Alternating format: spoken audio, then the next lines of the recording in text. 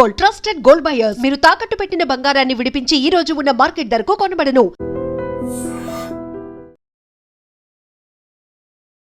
బంగ్లాదేశ్లో పరిస్థితులు రోజురోజుకు దిగజారిపోతున్నాయి. హింస, విధ్వంసం, దహనాల కేసులు ప్రతిరోజు నమోదవుతున్నాయి.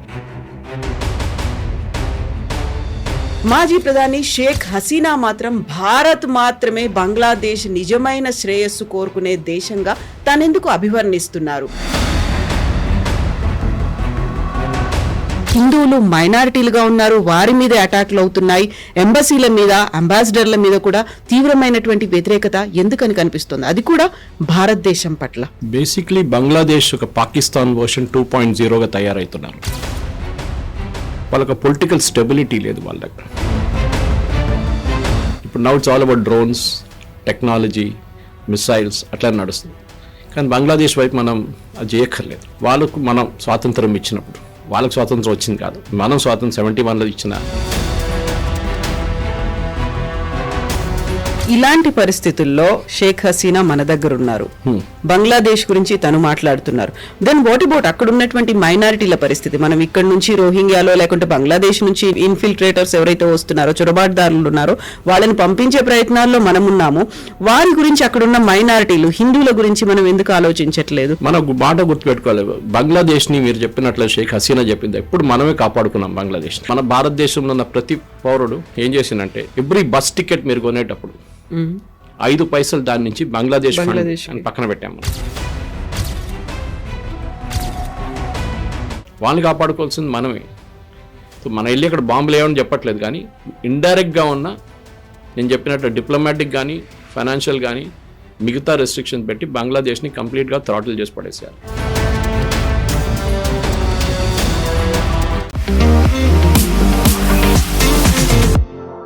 నమస్తే, నేను Kavitha. Welcome to I dream news and నిజాలు.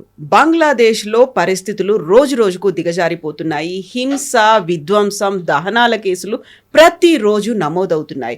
మైనారిటీలే టార్గెట్ల ఈ దాడులు ఎందుకని జరుగుతున్నాయి? ఇంట్రెస్టింగ్లీ, మాజీ ప్రధాని షేక్ హసీనా మాత్రం భారత్ మాత్రమే బంగ్లాదేశ్ నిజమైన శ్రేయస్సు కోరుకునే దేశంగా తనెందుకు అభివర్ణిస్తున్నారు? అక్కడున్నటువంటి బంగ్లాదేశీల్లో మాత్రం భారతదేశం పట్ల అంత తీవ్ర స్థాయిలో విముఖత, వ్యతిరేకత ఎందుకు వ్యక్తమవుతోంది? మనతో పాటుగా ఉన్నారు సీనియర్ జర్నలిస్ట్ సురేష్ కొచ్చదిల్ గారు. సార్ నమస్తే. మనం గతంలో మాట్లాడుకున్నాం బంగ్లాదేశ్ గురించి. దానికంటే కూడా ఎక్కువగా ఈ మధ్యన కేసులు అనేవి నమోదవుతున్నాయి. అందులోనూ పర్టికులర్గా అక్కడ హిందువులు మైనారిటీలుగా ఉన్నారు, వారి మీద అటాక్లు అవుతున్నాయి. ఎంబసీల మీద, అంబాసిడర్ల మీద కూడా తీవ్రమైనటువంటి వ్యతిరేకత ఎందుకని కనిపిస్తుంది, అది కూడా భారతదేశం పట్ల. బేసిక్లీ బంగ్లాదేశ్ ఒక పాకిస్తాన్ వర్షన్ 2.0గా తయారవుతున్నారు. నేను ఇది డెలిబరేట్గా చెప్తున్నాను, ఎందుకంటే పాకిస్తాన్ ఒక రిలీజియస్ థియోక్రాటిక్ స్టేట్ అంటారు ఇంగ్లీష్లో. ఆఫ్ఘనిస్తాన్ లాగా. ఆఫ్ఘనిస్తాన్ ఇంకొక చాలా ముందుకు వెళ్ళిపోయింది అనుకోండి. కంప్లీట్లీ బుర్కా, మహిళలు బయట వెళ్ళకూడదు, చదువుకోకూడదు అన్నీ. పాకిస్తాన్ అక్కడ దాకా వచ్చి ఆగిపోయింది. దానికన్నా ముందు వాళ్ళు వెళ్ళలేకపోయారు. ఎందుకంటే పాకిస్తాన్ కంట్రోల్ చేస్తుంది ఆర్మీ. పాకిస్తాన్లో సివిలియన్ గవర్నమెంట్ అంతా పేరు అంతే. మన యాయా ఖాన్ టైం నుంచి ఇప్పుడు అసీం మునీర్ దాకా, నడిమిట్లో జియా ఉల్ హక్ కానివ్వండి, పర్వేజ్ ముషరఫ్ కానీ, వీళ్ళందరూ పరిపాలించినప్పుడు వాళ్ళ గవర్నమెంట్ నడిపించుకున్నారు వాళ్ళు.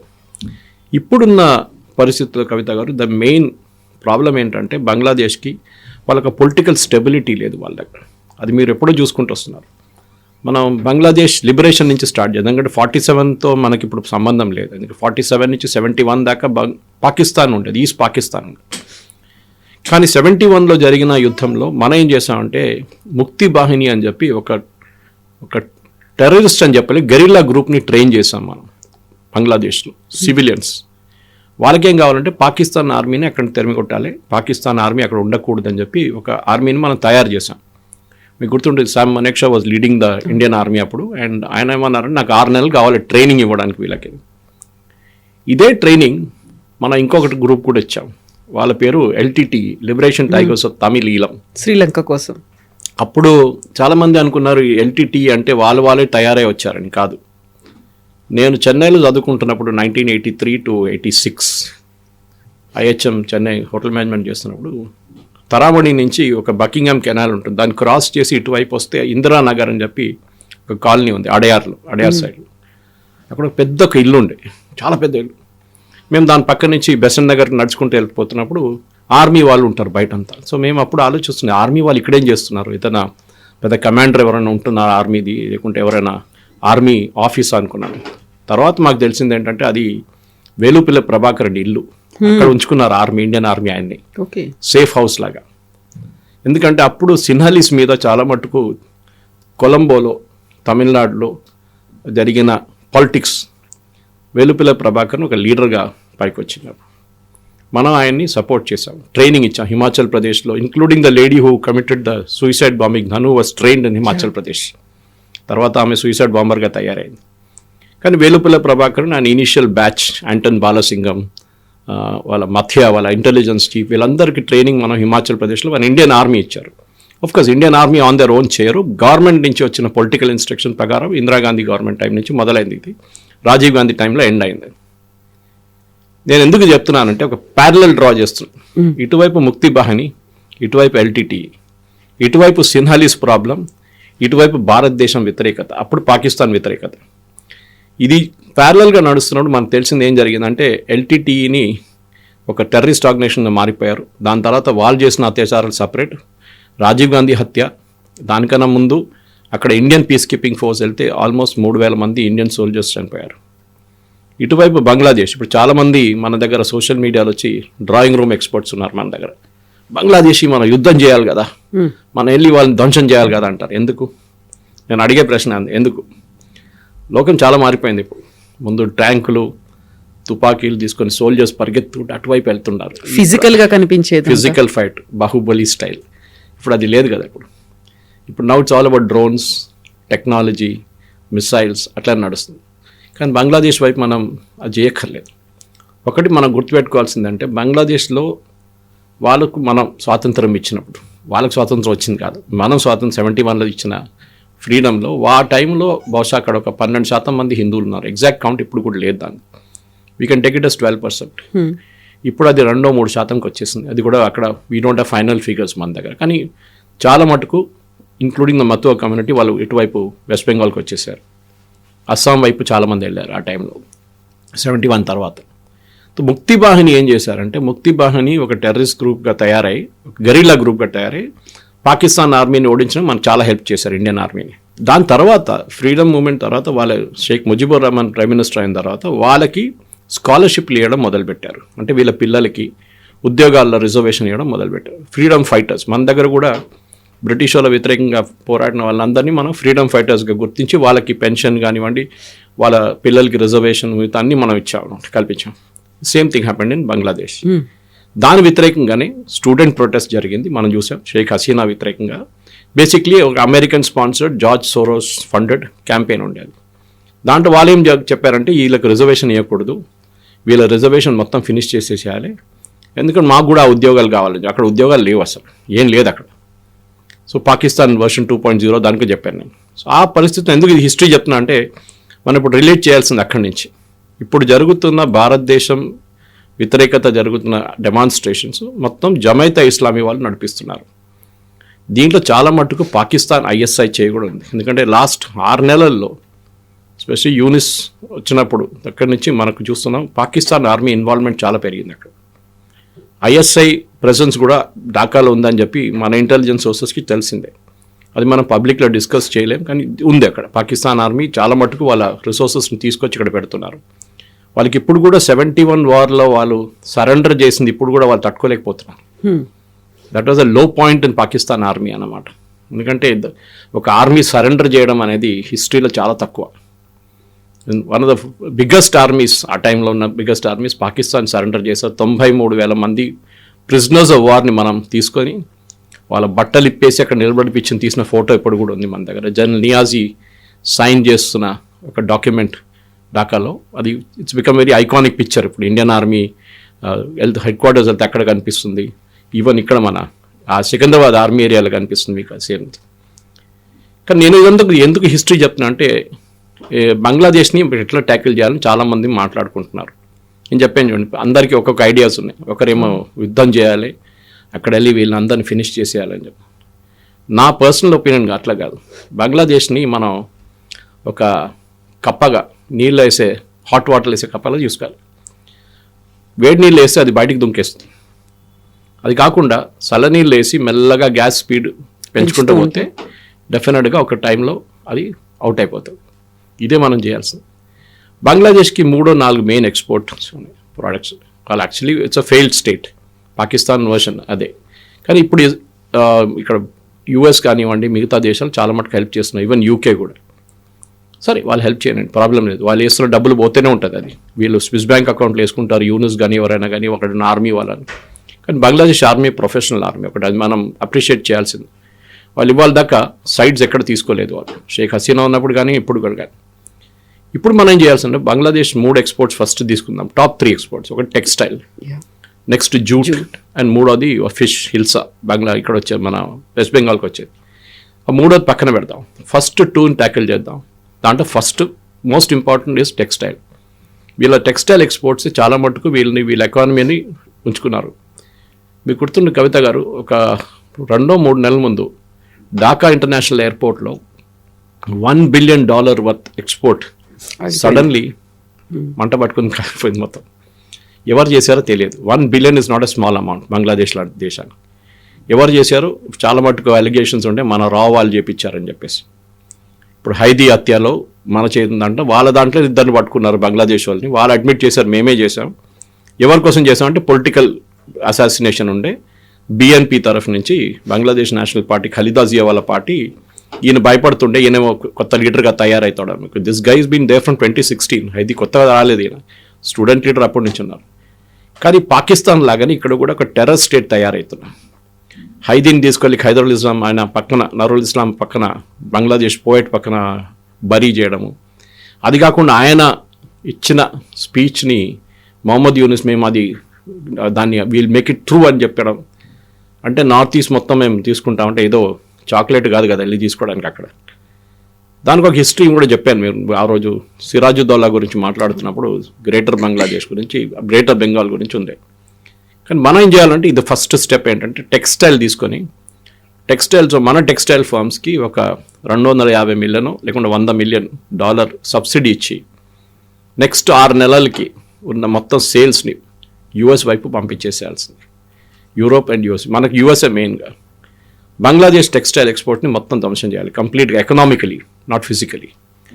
మన కీటెక్స్ కానివ్వండి, తిరుపూర్లో ఉన్న కంపెనీలు అందరూ కష్టపడుతున్నారు. ఇప్పుడు స్టాలిన్ మొన్న లెటర్ కూడా రాసింది. ఇది కాకుండా మన లుధియానా వైపు వీళ్ళందరికీ ఇచ్చేసి you export like crazy to US, సబ్సిడీస్తో సహా. ఏ రోజైనా మనం డీల్ కూడా వచ్చేస్తుంది, మనం యూఎస్ డీల్ సైన్ చేయబోతున్నాం. అది వస్తే ఇంకా మంచిది. బంగ్లాదేశ్ దాంతోనే ఫినిష్ అయిపోతారు కంప్లీట్గా. వాళ్ళకి ఇంకా పెద్ద ఎక్స్పోర్ట్ ఏం లేదు, నాట్ అన్ ఇంజనీరింగ్ బేస్, వాళ్ళ దగ్గర ఏం లేదు వాళ్ళ దగ్గర.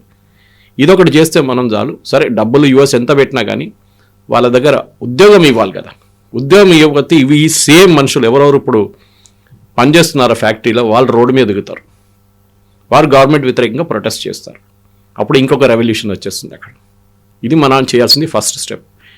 సెకండ్ స్టెప్ ఏంటంటే ఇంటర్నేషనల్ ఫోరంలో కూడా బంగ్లాదేశ్ని పక్కన పెట్టేసేయాలి. మనం వాళ్ళని సీరియస్ తీసుకోక్కర్లేదు. ఇప్పుడు ప్రాబ్లం ఏమవుతుందంటే, ఇప్పుడు నిన్న చాణక్యపురి డిప్లొమాటిక్ ఏరియాలో ఢిల్లీలో ఒక ప్రదర్శన జరిగింది బంగ్లాదేశ్ ఎంబసీ వ్యతిరేకంగా. 25 మంది అర్ధ కిలోమీటర్ దూరం నిలబడి ప్రొటెస్ట్ చేసాడు. దాన్ని పెద్ద న్యూస్ చేసింది బంగ్లాదేశ్లో. యాజ్ ఇఫ్ మనం వాళ్ళ హైకమిషన్ అటాక్ చేసాం, దాన్ని ధ్వంసం చేసామని చెప్పి పెద్ద న్యూస్ తీసుకొచ్చి ఎంఈఏ వాళ్ళు ఒక ప్రెస్ నోట్ ఇష్యూ చేశారు. ఐ పుట్ దట్ అక్రాస్, నా ఫేస్బుక్లో కూడా వేసాను నేను. అది ఏం జరగలేదు అట్లా. It was a very small demonstration, అది కూడా చాలా పీస్ఫుల్గా.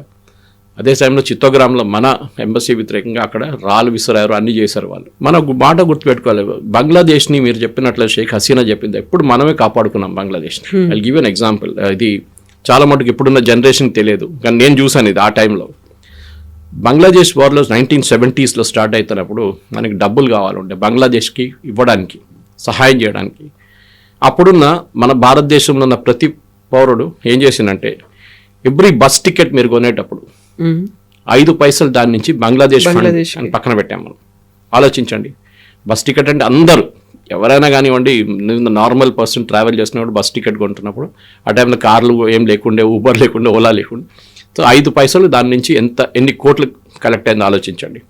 అది కాకుండా మనం సపరేట్ సినిమా హాల్లో 25 పైసలు ప్రతి టికెట్ మీద మనం బంగ్లాదేశ్ రిలీఫ్ ఫండ్కి పెట్టుకున్నాం. నెక్స్ట్ స్టాంపులు స్టాంప్ ఇష్యూ చేసి బంగ్లాదేశ్ స్టాంప్ కోసం మనం సపరేట్గా డబ్బులు పెట్టాం దానికి కూడా. ఇంత చేసిన బంగ్లాదేశ్ ఇప్పుడు మన వ్యతిరేకంగానే డెమాన్స్ట్రేషన్ చేస్తున్నారు, పోరాటం చేస్తున్నారు. దీన్ని ఒక ఇస్లామైజేషన్ ఆఫ్ బంగ్లాదేశ్ అని చెప్పొచ్చు. బంగ్లాదేశ్ చాలా మటుకు బంగాలీస్ అనగానే వాళ్ళు అంత ఫెనటిక్ కాదు పాకిస్తాన్ లాగా. కానీ పాకిస్తాన్ మనకు తెలిసింది వై ఈస్ట్ పాకిస్తాన్ సపరేట్గా వెళ్ళిపోయింది, బంగ్లాదేశ్గా తయారైందంటే పాకిస్తాన్ జనరల్స్ అంటే టాప్ లెవెల్ మిలిటరీ ఆఫీసర్స్ అందరు చూసుకుంటే వీళ్ళందరూ పంజాబీస్. పాకిస్తాన్ వైపు నుంచి, పాకిస్తాన్ పంజాబ్ నుంచి వచ్చేటోళ్ళందరూ, పర్వేజ్ ముషరఫ్ నుంచి అందరు.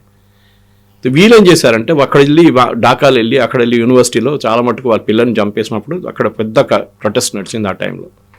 ఇప్పుడు వర్షన్ 2.0లో కూడా అదే జరగబోతుంది. మనం స్లోగా మెల్లగా ఆడుకుని పోతే బంగ్లాదేశ్ వైపు ఇంకొక 6 నెలల్లో, ఎందుకంటే 2 మేజర్ ఈవెంట్స్ జరగబోతుంది బంగ్లాదేశ్లో. ఒకటి ఎలక్షన్, దాంట్లో ఒకటే major political party as of now BNP, Bangladesh national party. Sheikh Hasina party వాళ్ళైతే డిస్క్వాలిఫై అయిపోయారు. అది కాకుండా ఇటువైపు ఏమో ఇప్పుడు BNPలో కూడా Khaleda Zia is critical ill, ఆమె ఉంటుందో లేదో తెలియదు, వాళ్ళ కొడుకు is now in charge of the party. అది కాకుండా ఒక రెఫరెండం మనం మాట్లాడాము అనుకుంటాను నేను, రెఫరెండం గురించి ఒక రెఫరెండం పెడుతున్నారు. దాంట్లో 12 పాయింట్స్ ఉన్నాయి. మీకు ఎట్లాంటి గవర్నమెంట్ కావాలి, అది ఇది, లోవర్ హౌస్, ప్రెసిడెంట్ ఎట్లా ఎలక్ట్ చేయాలి, పార్లమెంట్ పవర్స్ ఉంటుంది, ప్రైమ్ మినిస్టర్ పవర్, అన్నిటి చేసి మీకు ఎస్ అండ్ నో ఆప్షన్ ఇచ్చారు అంతే. ప్రతి ప్రశ్నకు కాదు, మొత్తం అన్ని 12 ప్రశ్నలకి ఒక ఎస్ అండ్ నో అని చెప్పాలి. మీకు 11 నచ్చవచ్చు, 12 నచ్చకపోతే కూడా మీరు కొట్టాల్సిందే.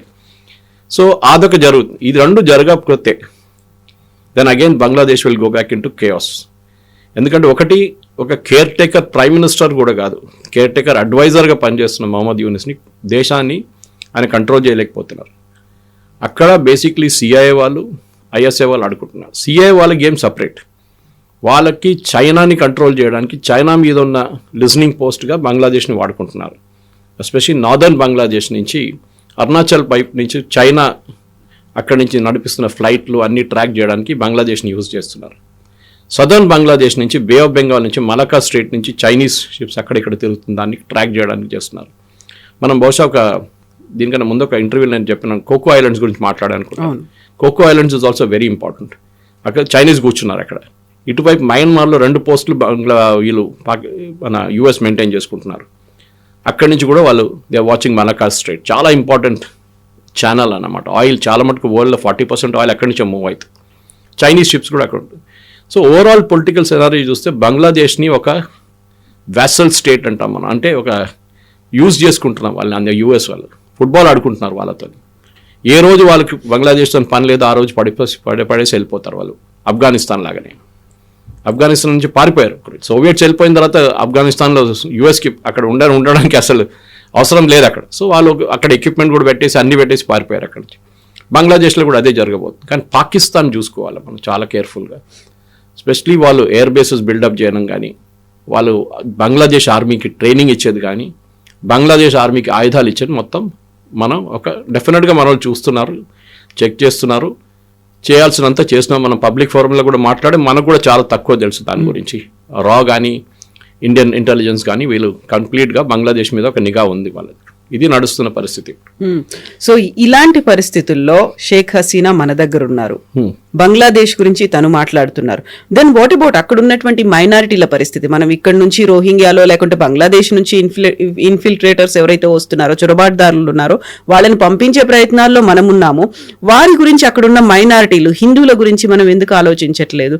కేవలం అక్కడ ఉన్నటువంటి చిట్టగాంగ్లో ఉన్నటువంటి ఆ ఎంబసీలనో కాన్సులేట్లనో క్లోజ్ చేస్తున్నాం, పాస్పోర్ట్లు అనేది వీసాలు ఇవ్వట్లేదు, ఇది సరిపోతుందంటారా? మనకు కూడా ఒక లిమిటేషన్స్ ఉంది కవిత గారు. ఎందుకంటే రేపు ఒక అటాక్ చేయడం, మిసైల్ అటాక్ చేస్తున్న మన హిందువుల్ని ప్రొటెక్ట్ చేయలేం. బంగ్లాదేశ్లోని హిందువులు ఒకటే ఆప్షన్ ఏముందంటే వాళ్ళని భారతదేశంలో తెచ్చుకోవాలి. చాలామంది మటో కమ్యూనిటీ మీకు తెలుసుంటుంది, బంగ్లాదేశ్ నుంచి ఎప్పుడో వచ్చేసారు వాళ్ళు భారతదేశం. మోదీ గారు నిన్న దాని గురించి మాట్లాడారు కూడా, మిమ్మల్ని మేము కాపాడుకుంటాం, మీ సిటిజన్షిప్ మేము చూసుకుంటామని. ఒక 15-20 రోజులు టైం ఇచ్చి బంగ్లాదేశ్ నుంచి భారతదేశానికి రావాల్సిన హిందువులకి ఒక సేఫ్ కారిడోర్ క్రియేట్ చేసి వాళ్ళని రానియండి. పాకిస్తాన్ నుంచి పారిపోయినట్లు కాదు. ఇండిపెండెన్స్ టైంలో వాళ్ళకి ఇల్లు అమ్మాలంటే ఇప్పుడు ఇల్లు అమ్మలేరు, వాళ్ళు ఎవరు కొనరు, కొంటే కూడా ఇట్ బి డిస్ట్రెస్ సేల్. కానీ అట్లీస్ట్ వాళ్ళ దగ్గర ఉన్న బంగారం కానీ మిగతా అసెట్స్ కానీ తీసుకొచ్చి స్పెషల్ రిలీఫ్ ఫ్లైట్స్లో వాళ్ళని భారతదేశం తీసుకురావాల్సింది. వాళ్ళు రేపు తిరిగి వెళ్తారో లేదో it's a different thing all together. ఇప్పుడు మన దగ్గర కాశ్మీరీ పండిట్స్ ఎట్లా చేశారు కాశ్మీర్లో ఆ రోజు, అట్లా కాకుండా సేఫ్గా వాళ్ళని భారతదేశం తీసుకొచ్చి ఇక్కడ టెంపరీగా ఉంచుకోవచ్చు. ఎవరెవరు పర్మనెంట్గా ఉండాల్సి అనుకుంటున్నారో వాళ్ళని పర్మనెంట్గా మనం సిఏఏ ప్రకారం వాళ్ళకి we can give them citizenship. వాళ్ళ పిల్లలకి ఇక్కడ స్కూల్ ఎడ్యుకేషన్ కానీ, కాలేజ్ ఎడ్యుకేషన్ కానీ, ప్రొఫెషనల్ ఎడ్యుకేషన్ మనం స్పెషల్ కోటా పెట్టి వాళ్ళకి అడ్మిషన్ ఇవ్వాల్సి వస్తుంది. ఈ step should be the first step అనమాట. ఇది కాకుండా అక్కడి నుంచి వచ్చే వాళ్ళకి ఫైనాన్షియల్ హెల్ప్ కూడా మనం చేయాల్సి వస్తుంది. ఎందుకంటే వాళ్ళ చేతిలో ఏమి ఉండదు, వాళ్ళు ఖాళీ వస్తారు అక్కడి నుంచి ఇక్కడికి. వాళ్ళకి సహాయంగా ఒక 5 లక్షలు 10 లక్షలు 15 లక్షలు ఇచ్చి వాళ్ళకి కాపాడుకొని వాళ్ళకి నెక్స్ట్ ఒక 6 నెలలు నడిపించుకోవడానికి వాళ్ళకి ఒక ఫైనాన్షియల్ వైర్బిత్తలు ఉండాలన్నమాట. అదొకటి. మూడవది బంగ్లాదేశ్ మీద పొలిటికల్ ప్రెషర్ పెట్టడం. అది మన యూఎన్లో పెట్టి ఏం ఫైదా లేదు, కానీ యూఎన్లో కూడా మాట్లాడచ్చు. కానీ ప్రతి ఇంటర్నేషనల్ ఫోరంలో బంగ్లాదేశ్లో జరుగుతున్న అత్యాచారాల మీద ఇంటర్నేషనల్ కోర్ట్ ఆఫ్ జస్టిస్ కానీ, హ్యూమన్ రైట్స్ ట్రిబ్యునల్స్ కానీ వీళ్ళని గుంజి అక్కడ తీసుకెళ్లాల్సింది. ఎందుకంటే మీరు ఇంటర్నేషనల్ కోర్ట్ ఆఫ్ జస్టిస్లో నెతన్యాహు గారు గాజా మీద చేసిన దాడికి ఆయన మీద అరెస్ట్ వారెంట్ ఒకటి ఉంది అక్కడ. It is absolutely non sense, ఎవరు పట్టించుకోరు ఇంటర్నేషనల్ కోర్ట్ ఆఫ్ జస్టిస్ మళ్ళీ. బట్ సింబాలిక్ అది. ఇటువైపు పుటిన్ యుక్రెయిన్ మీద దాడి చేశారని చెప్పి అక్కడ చాలా మందిని చంపేశారు రష్యన్ ఆర్మీ అని చెప్పి ఆయన వ్యతిరేకంగా కూడా ఇంటర్నేషనల్ కోర్ట్ ఆఫ్ జస్టిస్లో అరెస్ట్ వారెంట్ ఉంది. ఇదే అరెస్ట్ వారెంట్ మనం మొహమ్మద్ యూనిస్ మీద తీసుకొద్దాం. ఆయన రేపు ఉంటాడో లేదో తెలియదు, ఎలక్షన్ కాగానే ఆయన పారిపోతాడు అక్కడి నుంచి. Okay, but in the mean time ఒక సైకలాజికల్ ప్రెషర్గా బంగ్లాదేశ్ మీద ఇంటర్నేషనల్ కోర్ట్ ఆఫ్ జస్టిస్లో తీసుకెళ్ళి అక్కడ మన లాయర్ని పంపించి, హరీష్ సాల్వే లాంటి వాళ్ళని పంపించి ఆర్గ్యూ చేసి we should issue arrest warrant for killing of Hindus. ఇది ఒకటి. ఇంటర్నేషనల్ వార్ క్రైమ్ ట్రిబ్యునల్స్ ఇప్పుడు తీసుకురాలి, ఎందుకంటే వార్ పరిస్థితి లేదు ఇప్పుడు. అది కాకుండా మీరు అడిగిన ప్రశ్నకి లాస్ట్ రోహింగ్యాలు అయితే మయన్మార్ నుంచి వచ్చారు. So we have separate category వాళ్ళు.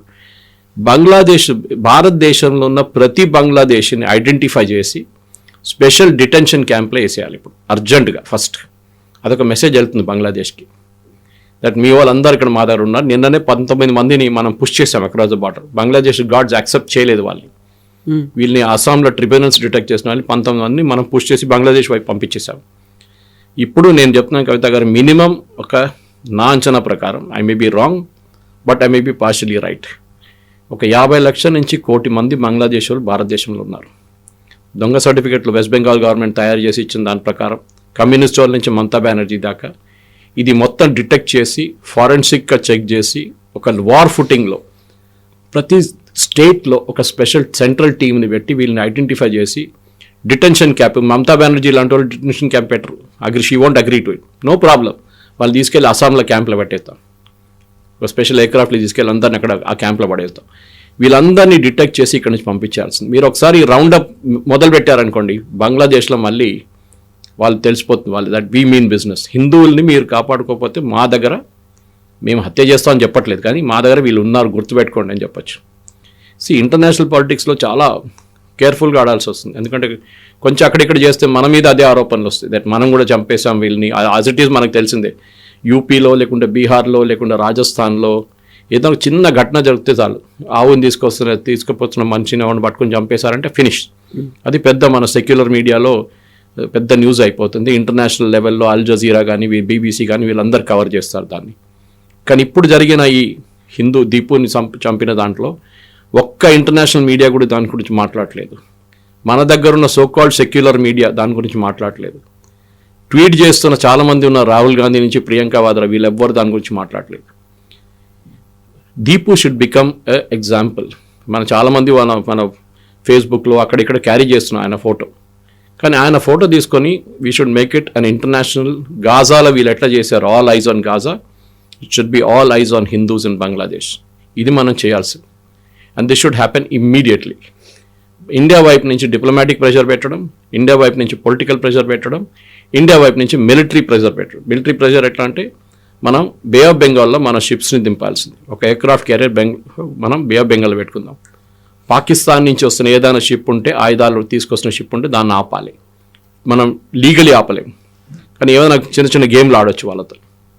You can always refuse port of entry. అక్కడ ఏదైనా చిన్న పనులు చేయొచ్చు, సబ్మెరీన్ తీసుకొచ్చి కొంచెం దమ్కి ఇవ్వచ్చు వాళ్ళని.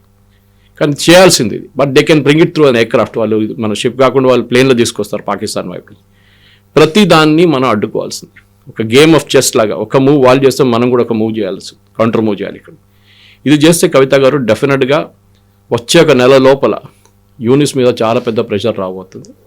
అండ్ డెఫినెట్గా బంగ్లాదేశ్ నుంచి వచ్చే ప్రతి మెడికల్ వీసాని డినై చేయాలి మనం. సరే, హ్యూమానిటేరియన్ కన్సిడరేషన్, పాపం చిన్న పాప, హార్ట్ ప్రాబ్లం, సారీ మీరు హైదీని సింగపూర్ పంపించారు కదా, మెడికల్ అంబులెన్స్ పెట్టి కోట్లు ఖర్చు చేసి, వీళ్ళని కూడా సింగపూర్ పంపించండి.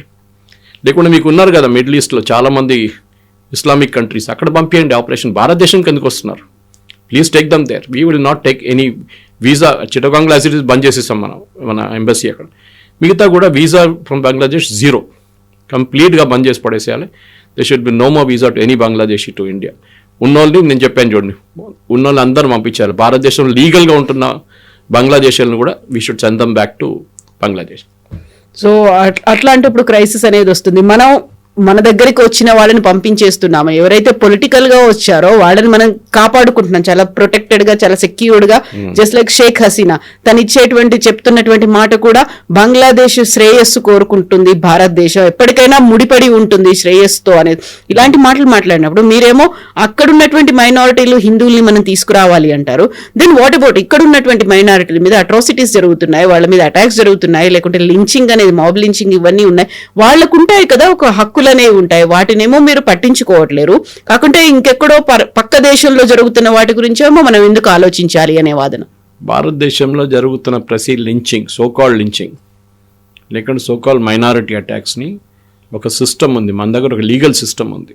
ముందు ఐపీసీ అంటుండే, ఇప్పుడు బిఎన్ఎస్ అంటారు దాన్ని. మీరు చూసుంటారు ప్రతి కేసులో. కానీ పల్గార్ సాధుస్ని చంపినప్పుడు అక్కడ ఏం చెప్పలేదే, ఎవరు దాని గురించి మాట్లాడలేదు. హిందువుల మీద అత్యాచారాలు జరిగితే ఎవరు దాని గురించి ట్వీట్ చేయరు, మాట్లాడరు. కానీ ఒక అఖ్లాక్ మీద జరిగిన అత్యాచారాలు కానీ ఇమ్మీడియట్గా ఇంటర్నేషనల్ మీడియా లెవెల్లో అది ఒక పెద్ద అటెన్షన్ సీకర్గా వచ్చేస్తుంది. డెఫినెట్గా ప్రతి హ్యూమన్ లైఫ్ ఇస్ వాల్యుబుల్, దాంట్లో డౌటే లేదు. కానీ వన్ వే ట్రాఫిక్ ఉండకూడదు. They should B traffic both ways. ఇది బంగ్లాదేశ్లో ఒకటి జరుగుతుంటే ఎవరు మాట్లాడలేదే. అల్ జజీరా కానీ, బీబీసీ కానీ, మిగతా సోకాల్డ్ ఇంటర్నేషనల్ ఛానల్స్ మన వైపు ఎందుకు వస్తున్నారు అందరూ? ఇక్కడున్న ప్రింట్ కానీ, స్క్రాల్ కానీ, క్వింట్ కానీ, లెఫ్టిస్ట్ మీడియాలు అందరూ ఉన్నారు. మొత్తం ఎంత రాస్తారు, పెద్ద పెద్ద రాస్తారు. అరుంధతి రాయ్ లాంటి వాళ్ళు ట్వీట్ చేస్తారు. ఇది టూ వే ట్రాఫిక్. ఇంటర్నేషనల్ పాలిటిక్స్లో మీరు ఆలోచించండి, గాజా ప్రెషర్ ఎంత తట్టుకున్నారు ఇజ్రాయెల్ వాళ్ళు. వాళ్ళ మీద ఎంత ఆరోపణలు చేశారు, అక్కడ తీసుకెళ్లారు, ఇక్కడ తీసుకెళ్లారు. ఇంటర్నేషనల్ మీడియాలో కండమ్నేషన్ డైలీ, మీరు ఇంతమంది మహిళలు చంపుతున్నారు, పిల్లలు చంపుతున్నారు అని చెప్పి. Israel didn't bother. వాళ్ళకి అసలు మీరు ఏం కావాలని చేసుకోని చెప్పారు వాళ్ళు. ఇది కూడా అంతే. We should ensure that we should stand up to that pressure అన్నమాట. వాళ్ళు ఏమైనా చేసుకోనండి, వీ విల్ నాట్ అలౌ. భారతదేశం మన దగ్గర ఉన్న రైట్స్ మనం కాపాడుకోవాలి. మన ప్రజలు అక్కడ ఉన్న హిందువుల్ని, దానికోసం సిఏఏ తీసుకొచ్చినప్పుడు ఎందుకు వ్యతిరేకించారు కాంగ్రెస్ వాళ్ళు, కమ్యూనిస్ట్ వాళ్ళు, ముస్లిం లీగ్ వాళ్ళు, ఓవైసీ లాంటి వాళ్ళు ఎందుకు వ్యతిరేకిస్తారంటే అక్కడున్న హిందువులు అక్కడ జావనియండి అంటున్నారు వాళ్ళు. వాళ్ళు ఇక్కడ తీసుకురాకూడదు, ముస్లిం తీసుకురావాలంటే అక్కడ. అరే మనం వాళ్ళకి దేశం ఇచ్చారా నాయన?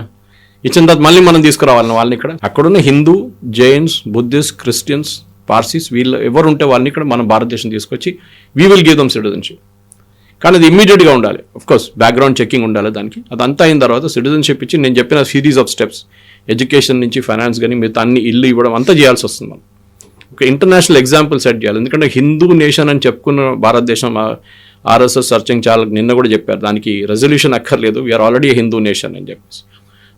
చాలా మటుకు మన రెఫరెన్సెస్లో దాన్ని మాట్లాడుతుంది. హిందూ అనగానే it is not Hindu religion bites, Hindu way of life. Justice Venkatachaliah ఒక జడ్జ్మెంట్లో చెప్పారు సుప్రీంకోర్టులో, Hindutva is a way of life as different from Hindu అన్నమాట. Anyway that's a separate debate అన్నమాట. కనుక ఇస్లామిక్ నేషన్ని అలాగ తయారు చేస్తున్నారు బంగ్లాదేశ్ని. అండ్ డెఫినెట్లీ మీరు చూడండి కవిత గారు, దీన్ని యాక్చువల్లీ ట్యాకిల్ చేయకపోతే ఇంకొక 6 నెలల్లో, సంవత్సరం లోపల ఇంకొక పాకిస్తాన్గా తయారవుతారు. దాని తర్వాత ఆఫ్ఘనిస్తాన్ లాగా తయారవుతారు బంగ్లాదేశ్. బంగ్లా ఐడెంటిటీ అనేది ఉండదు. It will be a take over by Pakistan Punjabis. And వాళ్ళు బంగ్లాదేశ్ని నడిపిస్తారు. ఇక్కడ నుంచి యూనిస్ని తీసుకుని పక్కన పడేస్తారు వాళ్ళు. అక్కడున్న లోకల్ పొలిటికల్ లీడర్స్ని టైఅప్ చేసుకొని they will make Bangladesh another Pakistan, east పాకిస్తాన్ని మళ్ళీ తిరిగి తీసుకొస్తామని చెప్పి చాలామంది అక్కడ దాని గురించి మాట్లాడుతున్నారు ఇప్పుడు. So that will become a reality. So మనమే కేవలం రెస్పాండ్ అవ్వాల్సిన అవసరం ఉందా? భారతదేశమే రెస్పాండ్ అవ్వాలా? Then what about other countries? అవన్నీ ఎందుకు రెస్పాండ్ అవ్వట్లేదు? ఇవన్నీ కూడా ఉంటాయి కదా. వాళ్ళు చేయరు. క్రిస్టియన్ కంట్రీ అంటే సుడాన్లో క్రిస్టియన్, నైజీరియాలో క్రిస్టియన్స్ మీద బాంబింగ్ చేయగానే ట్రంప్ ఏమో బాంబింగ్ ఆర్డర్ చేసిండు అక్కడ, టెర్రరిస్ట్ గ్రూప్ వ్యతిరేకంగా. అదే మనం బంగ్లాదేశ్ వ్యతిరేకంగా చేస్తే అప్పుడు అన్ని హ్యూమన్ రైట్స్ అది ఇది పుకార్ యూనియన్ రెజల్యూషన్ అన్నీ వచ్చేస్తారు. అంటే ఆయన ప్రపంచ పోలీస్, ఆయన ట్రంప్, ఆయన ఏం కావాలంటే చేసుకుంటారు. అక్కడ స్పెసిఫిక్ క్రిస్టియన్స్ గ్రూప్ మీద దాడి చేస్తున్నారని చెప్పి సుడాన్ కానివ్వండి, మన సిరియాలో కూడా చూసాం మనం. అది కాకుండా నైజీరియాలో నడుస్తుంది అత్యాచారాల మీద. Definite is bombing. ఆయన అంటున్నారు it is a matter of my right to do it, ఎందుకంటే క్రిస్టియన్స్ని కాపాడుకోవాల్సింది మేమే. అక్కడ హిందువుల సంగతి ఏంటండి? బంగ్లాదేశ్ వాళ్ళెవరు కాపాడుకుంటారు? వాళ్ళని కాపాడుకోవాల్సింది మనమే. సో మన వెళ్ళి అక్కడ బాంబులు లేవని చెప్పట్లేదు, కానీ ఇండైరెక్ట్గా ఉన్న నేను చెప్పినట్టు డిప్లొమాటిక్ కానీ ఫైనాన్షియల్ కానీ మిగతా రెస్ట్రిక్షన్స్ పెట్టి బంగ్లాదేశ్ని కంప్లీట్గా థ్రాటిల్ చేసి పడేసేయాలి. దే షుడ్ అండర్స్టాండ్ ఎవరితో ఆడుకుంటున్నారు వాళ్ళని చెప్పేసి, that we are not a small nation, world's 4th largest economy, 2nd largest army in the world, and మనం ఏం కావాలంటే అది చేసుకుంటాం అంతే. Yes sir, thank you so much. Thank you. And for more videos, Please subscribe to iDream. Please subscribe to iDream. Please subscribe iDream. And please subscribe to iDream. For more videos, subscribe to iDream. please like, share and subscribe to the channel. Congratulations, iDream. subscribe to iDream. Subscribe to iDream. So subscribe to iDream Media. iDream ki iDream team andarki huge congratulations. Please subscribe iDream Media. Please subscribe to iDream. Subscribe iDream. Please subscribe to iDream. iDream అంటే నా కళల channel subscribe చేసుకున్న నోరు తిరుగుతలేదు, మీరైతే గంట గుర్తు కొట్టండి. For more such videos, please subscribe to iDream. Subscribe to iDream. Please subscribe to iDream. Please subscribe iDream Media. Please do subscribe to iDream. Please subscribe to iDream Media. For best entertainment and information, please subscribe iDream. And don't forget to subscribe to iDream.